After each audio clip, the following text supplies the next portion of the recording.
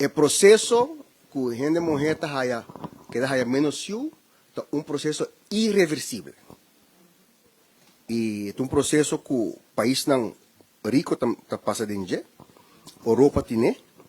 Na França, na aí de bem com subsídio para you, pensando que assim pode estimular gente morrer hayayu.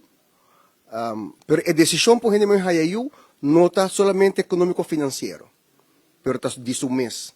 Como ser humano, gente morrer também que mês realizar, que é um profissional, que é um trabalho que está independentemente financeiro, o que significa que tem que trabalhar.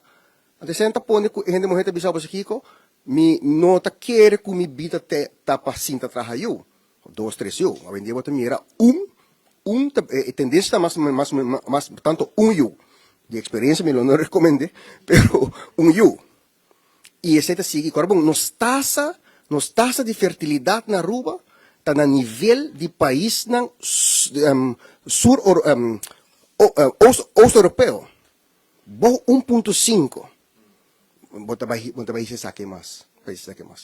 Não, nós está sendo bom. O que nós temos que fazer, nós temos que quedar.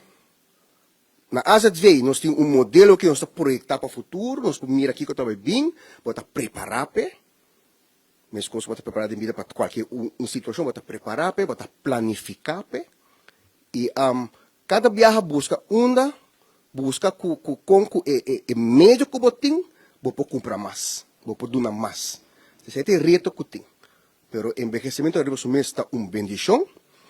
Nós está vivendo mais grande, aunque gente está querendo 2016, a maioria da gente não está querendo 2016, quando nós está virando mais grande, nós estamos mirando nos lista de pensionados, na 2014 estava 14 mil gente, hoje em dia está 22 mil gente, arriba 65 anos, essa gente, será humano, que está drentando a lista de pensão.